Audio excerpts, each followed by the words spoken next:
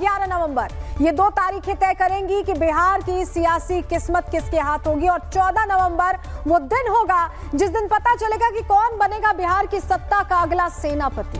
बिहार की राजनीति गणित से नहीं बल्कि केमिस्ट्री से बनती है, ये हम सभी ने देखा है, जहां जाति के समीकरण, समाज के ध्रुवीकरण और परिवारवाद बनाम विकासवाद की टक्कर तय करेगी कि कौन जाएगा आगे और कौन पीछे छूट जाएगा। एक और है लालू यादव की विरासत, जिसे नया रंग दे रहे हैं तेजस्वी, तो वो परिवारवाद को लेकर जो एंगल है यहां सामने आता है, तेज प्रताप अलग छिटक गए। तो दूसरी ओर नीतीश कुमार जो पल पल पलटने की अपनी राजनीति के लिए मशहूर है, कभी एनडीए, कभी महागठबंधन और अब फिर एनडीए में वापसी, और इनके ऊपर बैठा है वो मोदी फैक्टर जो सब कुछ चेंज कर देता है। तो चुनावों को लेकर क्या तैयारी है, डिटेल में आपको बताने वाले हैं। बिहार विधानसभा चुनाव की तारीखों का ऐलान हो गया है, सबसे बड़ी खबर इस वक्त की यही है। आपको बताएं, बिहार में 2 चरणों में विधानसभा चुनाव होंगे। 6 और 11 नवंबर की वो तारीख है जब वोटिंग की जाएगी।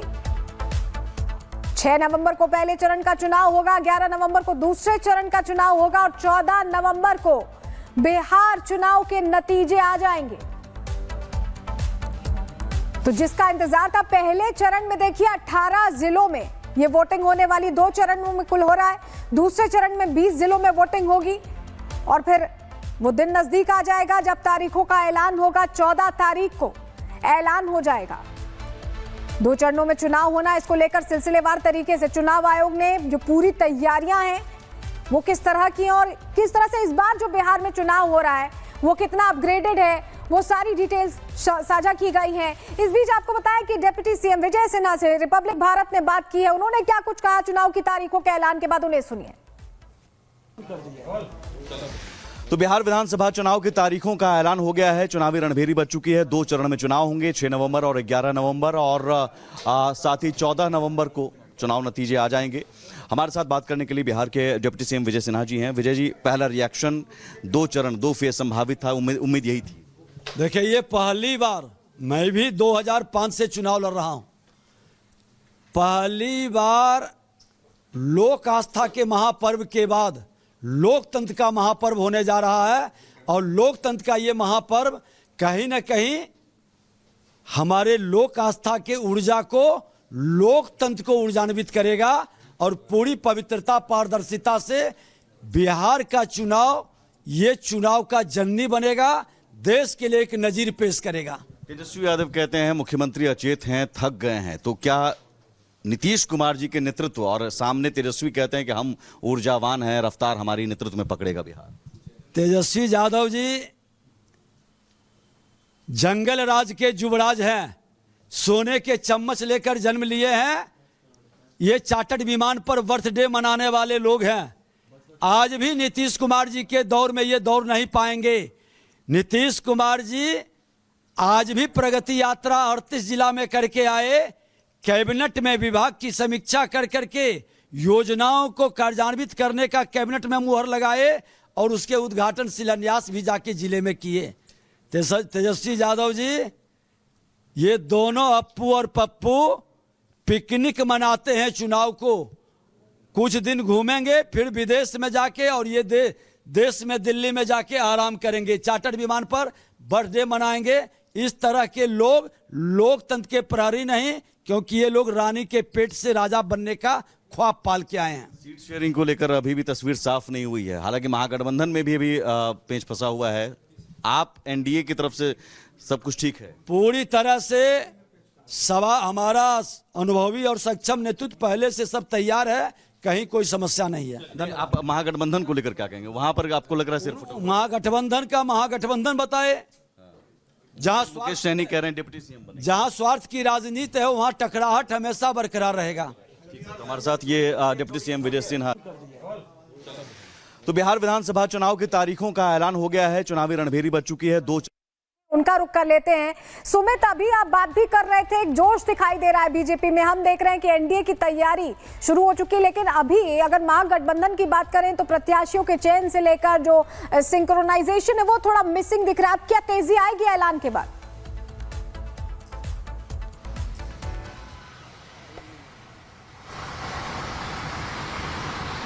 चलिए, सुमित से बात नहीं हो पा रही। एक पेज पर खासतौर पर मुकेश सहनी की तरफ से जी जी, अपनी बात पूरी मुकेश करिए। सहनी की तरफ से बताया जा रहा है कि नाराजगी है, मुकेश सहनी मान नहीं रहे हैं और मुकेश सहनी ने 50 से 60 सीटों की डिमांड कर दी, डिप्टी सीएम का ऑफर चाहते हैं और यही वजह है कि अंतिम रूप से सहमति नहीं बन पा रही। और दूसरी वजह कांग्रेस कह रही है कि हमने 70 सीटों पर हम चुनाव लड़े थे, हमें 100 सीटें दीजिए या तो फिर 70 सीटें तो दीजिए ही दीजिए। लेकिन आरजेडी कह रही है 50 से 52 सीटें हम आपको देंगे क्योंकि आपकी स्ट्राइक रेट बहुत खराब रही है। 70 सीटों पर पिछली बार चुनाव लड़ी थी कांग्रेस, सिर्फ 19 सीटें ही जीत पाई। तो यही वजह है कि कांग्रेस और मुकेश सहनी महागठबंधन के लिए जरूर सरदर्द बने हुए हैं आरजेडी के लिए और अभी बैठकों का दौर लगातार जारी है। एनडीए में बहुत कुछ अब दिल्ली में होगा क्योंकि 2 दिन बैठक का दौर पटना में चला था। उपेंद्र कुशवाहा से धर्मेंद्र प्रधान, विनोद तावड़े मिले, जीतन राम मांझी से मिले, ललन सिंह से मिले। तो बहुत कुछ फॉर्मूला जो बीजेपी ने दिया था उसमें 4-5 सीटों की हेरफेर के साथ फॉर्मूला तय हो गया है और बीजेपी ने उम्मीदवारों पर काम करना शुरू कर दिया। चयन समिति की बैठकें लगातार 2 दिनों तक देर रात तक चली। आज भी एक बड़ी बैठक धर्मेंद्र प्रधान की अगुवाई में होगी, अंतिम बैठक मानी जा रही है। बहुत कुछ हो रहा है और तारीखों का ऐलान भी दिल्ली से ही हुआ है। हमारी सहयोगी सृष्टि हमारे साथ लगातार जुड़ी हुई। सृष्टि, हमने देखा कि बीते दिनों में पवन सिंह की मुलाकात होती है, सुमित कह रहे हैं कि पटना में बैठकें हो चुकी हैं, दिल्ली से तय होगा। दिल्ली में जो मोदी फैक्टर है खैर पूरे देश के लिए, लेकिन वो फैक्टर जहां भी पहुंचता है वो सब कुछ बदल देता है। ये चुनाव क्या ऐसा ही होने वाला है? आपका एनालिसिस क्या कहता है? पूरी डिटेल दीजिए। बिल्कुल सलोनी, जैसा आप कह रही हैं, कोशिशें तो एनडीए की तरफ से यही है। जैसा आपने कहा कि मोदी फैक्टर जहां पर भी जाता है उसका जादू जाहिर यहां चलता है और चूंकि केंद्र में भी बीजेपी की एनडीए की सरकार है और बिहार में भी एनडीए की सरकार है। 131 सीटों के साथ में एनडीए सबसे बड़ी पार्टी है बिहार में और इसी के साथ में 84 सीटें मात्र बीजेपी की आई थी 2020 के चुनावों में। यहां तक ही माना जाता है कि बिहार में भी बीजेपी नंबर गेम में आगे ही रही है और इस बार उसके लिए भी चुनौती है कि नंबर गेम को बरकरार नहीं रखना है बल्कि इससे ज्यादा लेकर जाना है, क्योंकि वोट चोरी जैसा बड़ा लालछन यहां कांग्रेस की तरफ से बीजेपी के ऊपर लगाया गया एसआईआर के मुद्दे के बाद में। तो सबसे अहम मुद्दा इन चुनावों में विकास के साथ साथ, जैसा आपने कहा कि परिवारवाद भी यहां हावी रहता है, विकास हावी रहता है, जातिवाद का तालमेल यहां देखा जाता है। लेकिन एसआईआर का मुद्दा भी क्या कमाल करके दिखाता है, क्या छाप एसआईआर के मुद्दे ने छोड़ी है। लोगों के जहन में जो आरोप कांग्रेस की तरफ से लगाए गए वो कितना असर करेगा, ये सब कुछ यहां पर देखने वाली बात होगी।